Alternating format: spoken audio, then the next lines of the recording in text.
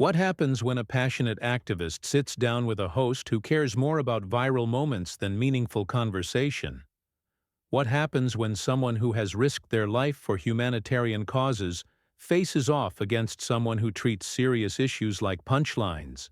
Tonight, we dive into one of the most explosive confrontations in late-night television history, when Sean Penn walked into what should have been a thoughtful discussion, and instead found himself battling a host determined to turn real-world tragedy into entertainment.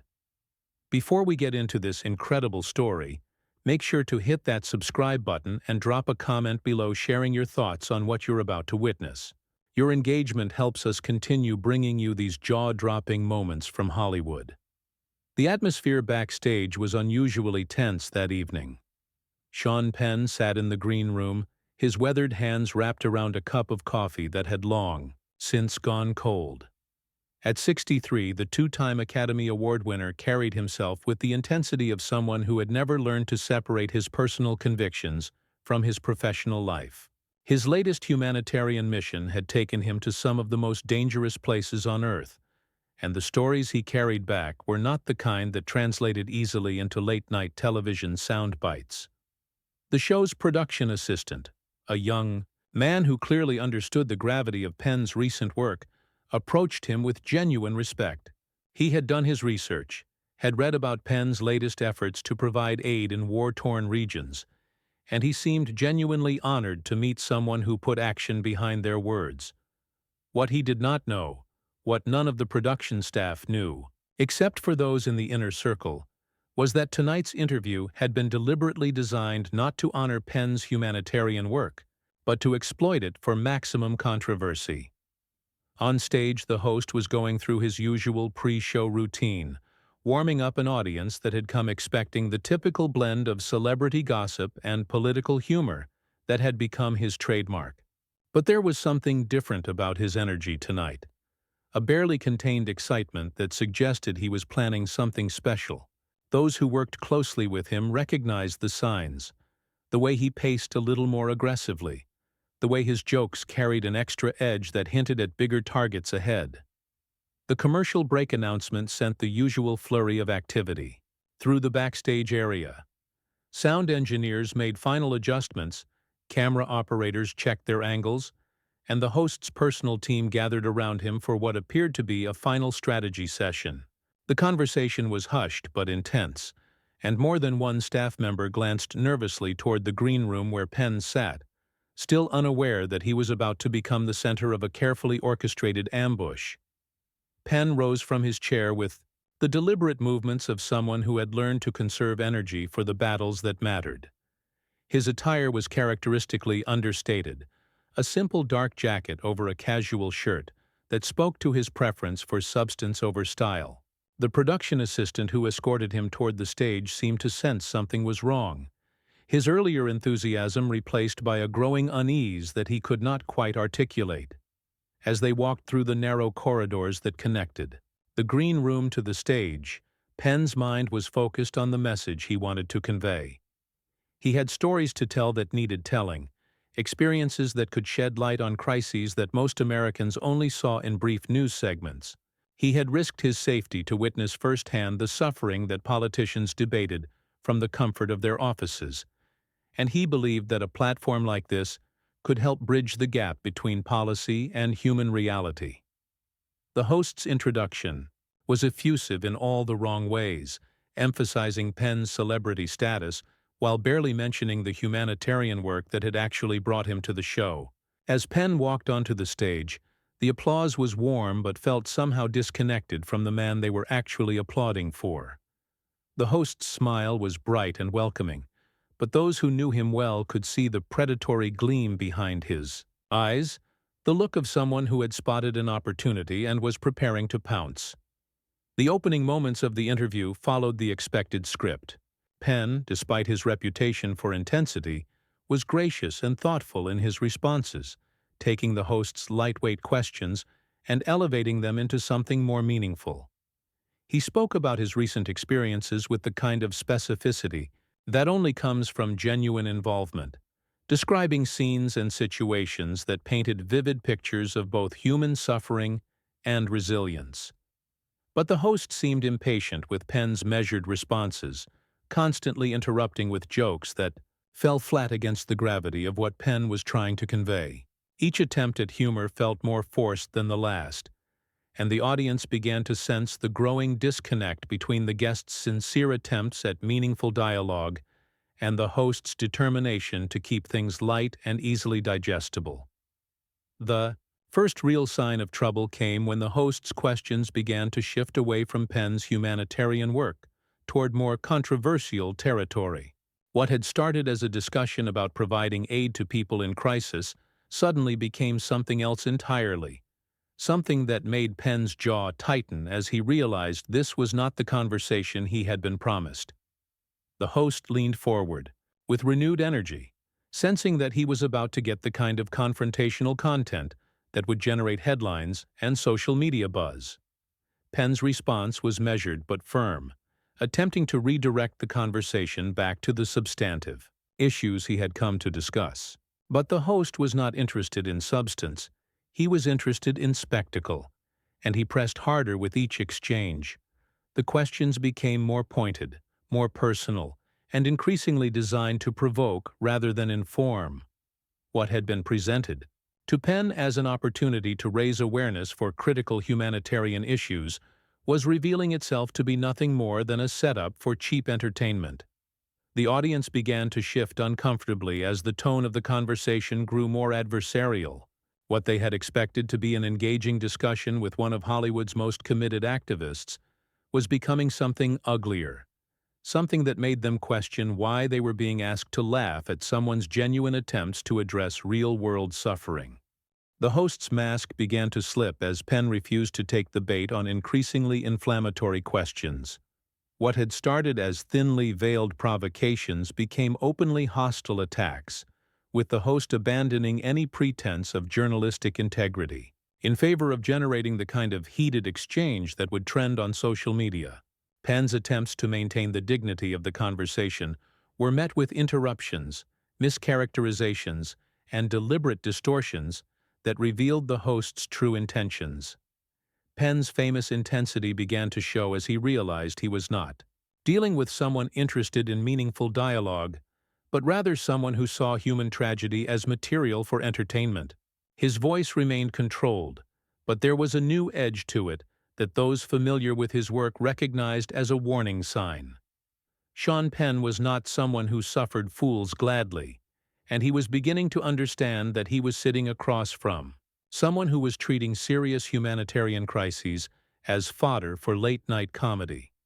The breaking point came when the host made a comment that crossed every line of professional and human decency. It was a flippant remark about one of the crisis situations Penn had recently witnessed firsthand, delivered with the kind of smug superiority that suggested the host believed his platform gave him the right to mock anything and anyone for the sake of a laugh. The studio fell silent as the words hung in the air, the audience collectively processing what they had just heard. Penn's response was swift and devastating. Without raising his voice or resorting to personal attacks, he delivered a rebuke that cut straight to the heart of what was wrong with the host's approach. His words carried the weight of someone who had seen real suffering and could not stomach watching it being trivialized for entertainment value. The contrast between Penn's genuine passion for human welfare and the host's callous opportunism was stark and undeniable. The host's reaction revealed everything about his character. Instead of acknowledging that he had crossed a line, he doubled down, attempting to frame Penn's legitimate anger as unreasonable behavior. He played to the audience, trying to generate sympathy for himself as the victim of an allegedly unstable guest, but his manipulation was transparent to anyone paying attention. The audience's response was tellingly muted, their earlier enthusiasm replaced by an uncomfortable silence that spoke volumes about their growing discomfort with their host's behavior. What followed was a masterclass in the difference between authentic conviction and manufactured controversy. Penn did not resort to theatrics or personal attacks. He simply refused to participate in the host's attempt to turn human suffering into entertainment. His dignity remained intact even as the host's behavior became increasingly desperate and revealing. Every attempt the host made to regain control only served to highlight the vast gulf between his superficial approach to serious issues and Penn's deep commitment to making a real difference in the world. The host's desperation became increasingly apparent as he realized his ambush was backfiring spectacularly. His questions became more aggressive, his interruptions more frequent, and his attempts at humor more forced and inappropriate. He had wanted to create a viral moment at Penn's expense, but instead he was creating a viral moment that exposed his own character flaws for the world to see. Penn's patience, already strained by the host's earlier behavior, finally reached its limit when the host made another dismissive comment about the humanitarian crisis that Penn had risked his life to address.